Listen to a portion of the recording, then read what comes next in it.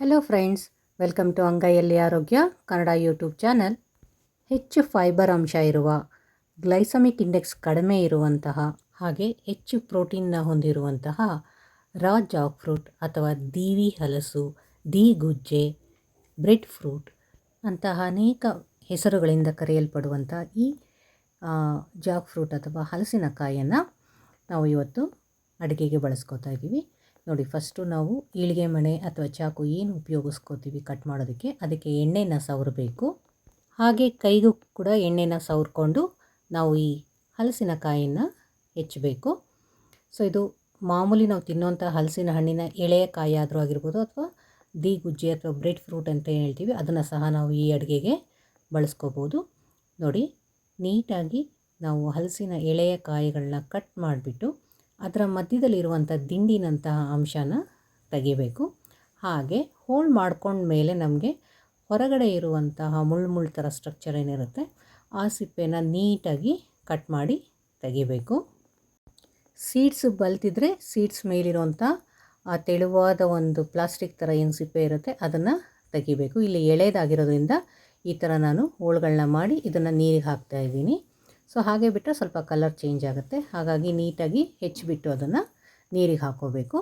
ಹಲಸಿನಕಾಯಿ ಹೆಚ್ಚಿ ಹಾಕ್ತಾ ಇರೋ ಹಾಗೆಯೇ ಒಂದು ಕುಕ್ಕರ್ನ ತಗೊಂಡು ಅದಕ್ಕೆ 5 ಹಸಿಮೆಣಸಿನಕಾಯಿ, 4 ಲವಂಗ, ಹಾಗೆ 2-3 ಪೀಸಷ್ಟು ಚಕ್ಕೆ, ಹಾಗೆ ಒಂದು 10ರಿಂದ 12 ಕಾಳು ಮೆಣಸನ್ನು ಹಾಕಿ ಫ್ರೈ ಮಾಡ್ತಾಯಿದ್ದೀನಿ. ಇದನ್ನು ನಾವು ಡ್ರೈ ಫ್ರೈ ಆದರೂ ಮಾಡ್ಕೋಬೋದು, ಇಲ್ಲಾಂದರೆ ಎಣ್ಣೆ ಅಥವಾ ಬೆಣ್ಣೆಯಲ್ಲಿ ಇದನ್ನು ಫ್ರೈ ಮಾಡ್ಕೋಬೋದು. ನಾವು ದಿನ ಬಿರಿಯಾನಿಗೆ ಎಷ್ಟು ಖಾರ ಹಾಕ್ತೀವಿ ಅದಕ್ಕಿಂತ ಒಂದು ಸ್ವಲ್ಪ ಖಾರನ ಇದಕ್ಕೆ ಜಾಸ್ತಿ ಹಾಕಬೇಕು. ಯಾಕಂದರೆ ಹಲಸಿನ ಹೋಳು ಸಪ್ಪೆ ಇರುತ್ತೆ, ಹಾಗಾಗಿ 1 ಅಥವಾ 2 ಮೆಣಸಿನ್ಕಾಯಿನ ಜಾಸ್ತಿ ಹಾಕಿ. ನೋಡಿ, ಇವಾಗ ಇದು ಸ್ವಲ್ಪ ಫ್ರೈ ಆಗಿದೆ. ಇವಾಗ ಇದಕ್ಕೇನೆ ನಾನು 2 ಗಡ್ಡೆಯಷ್ಟು ಬೆಳ್ಳುಳ್ಳಿ ಹಾಗೆ 1 ಗಡ್ಡೆ ಈರುಳ್ಳಿನ ಹೆಚ್ಚಿದ್ದನ್ನ ಹಾಕಿ ಫ್ರೈ ಮಾಡ್ತಾಯಿದ್ದೀನಿ.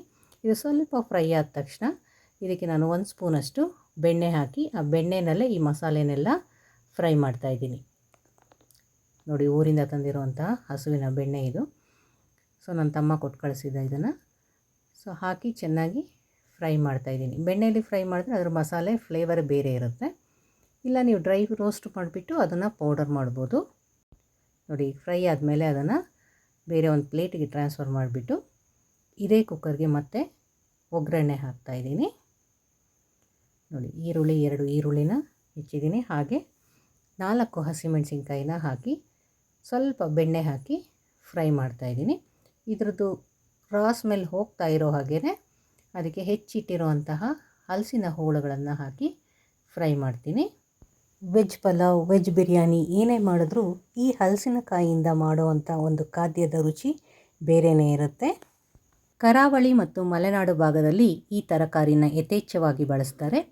ಉತ್ತರ ಭಾರತದಲ್ಲಿ ಇದನ್ನು ಕಟಹಲ್ ಅಂತ ಹೇಳ್ತಾರೆ. ಹಾಗೆ ಕಟಹಲ್ ಬಿರಿಯಾನಿ ಅಲ್ಲಿ ಸಹ ತುಂಬ ಫೇಮಸ್.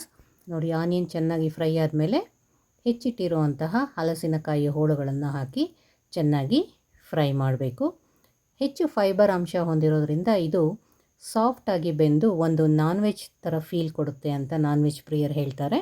ಹೋಳುಗಳು ಸ್ವಲ್ಪ ಬೆಂದ ನಂತರ ಇದಕ್ಕೆ ರುಚಿಗೆ ತಕ್ಕಷ್ಟು ಉಪ್ಪನ್ನು ಹಾಕಿ ಹಾಗೆ ರುಬ್ಬಿಟ್ಟಿರುವಂತಹ ಮಸಾಲೆನ ಹಾಕಿ ಚೆನ್ನಾಗಿ ಫ್ರೈ ಮಾಡಿ ಇದಕ್ಕೆ ನಿಮ್ಮ ಅಳತೆಗೆ, ಮನೆ ಅಳತೆಗೆ ಎಷ್ಟು ಅಕ್ಕಿ ಬೇಕೋ ಅಷ್ಟು ಹಾಕಿ, ನಾನಿಲ್ಲಿ 2.5 ಲೋಟದಷ್ಟು ನೆನೆಸಿಟ್ಟಿರೋಂಥ ಅಕ್ಕಿನ ಹಾಕ್ತಾಯಿದ್ದೀನಿ. ಹಾಗೆ ಇದಕ್ಕೆ ಅರಿಶಿನ ಪುಡಿ ಮತ್ತು ಗರಂ ಮಸಾಲೆ ಪುಡಿ, ಸ್ವಲ್ಪ ಖಾರದ ಪುಡಿನ ಸೇರಿಸಿ ಚೆನ್ನಾಗಿ ಫ್ರೈ ಮಾಡ್ತಾಯಿದ್ದೀನಿ. 2.5 ಗ್ಲಾಸಷ್ಟು ರೈಸ್ನ ತೊಗೊಂಡಿದ್ದೀನಿ. ಅದಕ್ಕೆ ತಕ್ಕಂಗೆ 5 ಗ್ಲಾಸಷ್ಟು ವಾಟರ್ನ ಆ್ಯಡ್ ಮಾಡಿಬಿಟ್ಟು 1 ಕುದಿಯಷ್ಟು ಕುಕ್ ಮಾಡಬೇಕು.